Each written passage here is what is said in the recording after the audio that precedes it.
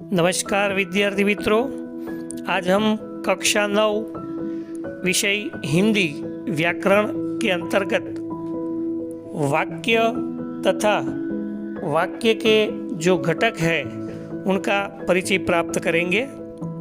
हिंदी व्याकरण अंतर्गत परीक्षा में 1 गुण के लिए यह प्रश्न पूछा जाता है, तो हम आने वाली परीक्षा में सफलता के लिए यह वीडियो बार बार जरूर देखेंगे और 1 अंक उनमें से प्राप्त करके परीक्षा में सफलता प्राप्त करेंगे। सर्वप्रथम हम वाक्य विचार यानी कि वाक्य की जो परिभाषा है उनकी समझ प्राप्त करते हैं।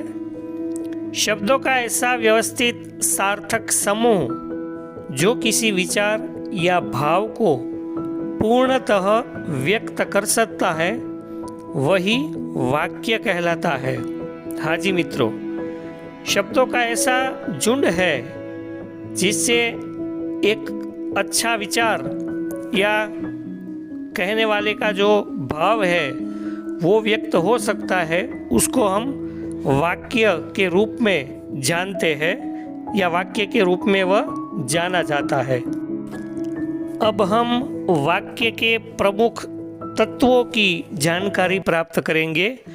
वाक्य जिससे बनता है वह उसके प्रमुख तत्वों में सार्थकता, योग्यता, आकांक्षा, निकटता, पदक्रम और अन्वय जैसे अलग अलग प्रमुख तत्वों से वाक्य का निर्माण जो होता है वह होता है। वाक्यों के प्रमुख तत्वों के बाद हम वाक्य के घटक के बारे में जानकारी प्राप्त करेंगे।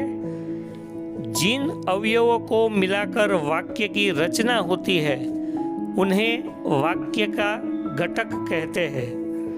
संरचना की दृष्टि से हिंदी में वाक्य के प्रधान रूप से 2 ही घटक होते हैं।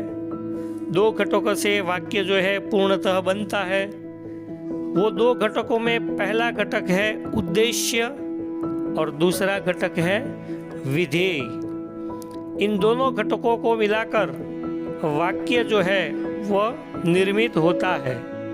अब हम इन दोनों के बारे में समझ प्राप्त करते हैं कि उद्देश्य किसे कहते हैं, विधेय किसे कहते हैं, वाक्य में उसकी ज़रूरत क्या है या उसका विशेष अर्थ क्या है, वह समझ प्राप्त करेंगे। वाक्य का पहला घटक है उद्देश्य। वाक्य में जिसके बारे में कुछ कहा जाए वही उस वाक्य का उद्देश्य कहलाता है। इसके अंतर्गत कर्ता तथा कर्ता का विस्तार यानी कि विशेषण, संबंध बोधक, भाव बोधक आदि आ जाते हैं। वाक्य में इसका विशेष महत्व भी है। वाक्य का दूसरा प्रधान घटक है विधेय। उद्देश्य के बारे में कुछ कहा जाए वह विधेय है। विधेय के अंतर्गत क्रिया, क्रिया विस्तार, कर्म, कर्म विस्तार आदि आ जाते हैं। वाक्य में विधेय का भी बहुत महत्व है। अब हम कुछ उदाहरण के द्वारा उद्देश्य और विधेय की समझ प्राप्त करते हैं। आप यह कोठे में भी देख सकते हैं। पहला उदाहरण देखिए। पहला उदाहरण का प्रमुख वाक्य है सचिन आपके स्कूल आ रहा है। इस वाक्य में उद्देश्य और विधेय का क्या अर्थ है वह देखते हैं। तो सचिन जो है वह कर्ता है। कर्ता का विस्तार कुछ भी नहीं है, पर वह क्रिया क्या कर रहा है तो कि आ रहा है, तो वो क्रिया है। क्रिया का विस्तार भी इसमें निर्देशित नहीं है। उसका कर्म क्या है तो कि स्कूल, और कर्म का विस्तार तो कि आपके, यानी सचिन जो है आपके स्कूल आ रहा है, उसमें कर्म और विधेय दोनों जब मिलते हैं तब एक वाक्य का निर्माण जो है वो होता है। दूसरा उदाहरण हम देखेंगे और समझ प्राप्त करते हैं उद्देश्य और विधेय के बारे में। दूसरा प्रमुख वाक्य बूढ़ा आदमी धीरे धीरे चल रहा है।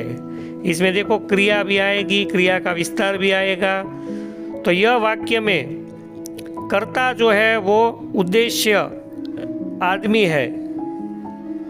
कर्ता का विस्तार क्या है? तो कि वो बूढ़ा है। यह दोनों बात हो गई उद्देश्य की।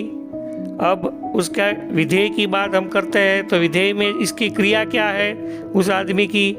तो कि चल रहा है। क्रिया का विस्तार कैसे चल रहा है? तो कि धीरे धीरे चल रहा है। उसका कोई कर्म या कर्म का विस्तार नहीं है।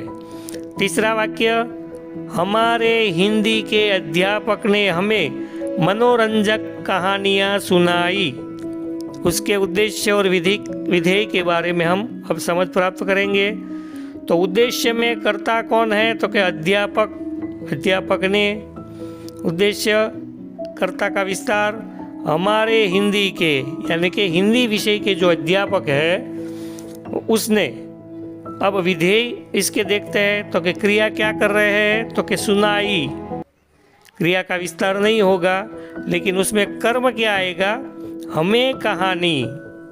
और कर्म का विस्तार मनोरंजक कहानियाँ जो हमें सुनाई वह विधेय दर्शाता है।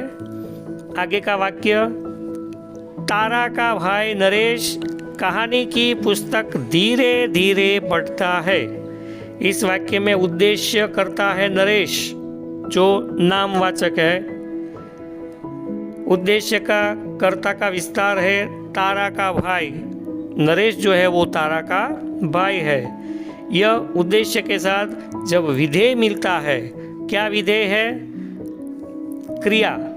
वो क्रिया क्या कर रहा है? तो कि पढ़ता है। विधेय में क्रिया का विस्तार आएगा धीरे धीरे। पढ़ता है लेकिन कैसे? धीरे धीरे। विधेय का कर्म है पुस्तक की पढ़ाई जो है वो कर रहा है। और कर्म का विस्तार है पुस्तक कौन सी है? तो कि कहानी की पुस्तक धीरे धीरे पढ़ता है। यह विधेय जब उद्देश्य के साथ मिलता है तब पूरा वाक्य का निर्माण होता है। तारा का भाई नरेश कहानी की पुस्तक धीरे धीरे पढ़ता है। तो इस तरह वाक्य के जो घटक है उद्देश्य और विधेय वह हम अलग कर सकते हैं और परीक्षा में 1 गुण 1 अंक प्राप्त कर सकते हैं। मेरा यह वीडियो जो आपको पूर्ण रूप से समझ आया हो तो उसको लाइक करके सब्सक्राइब करके शेयर जरूर कीजिएगा। राजेश राज्यगुरु का जय हिंद, जय जय गरवी गुजरात।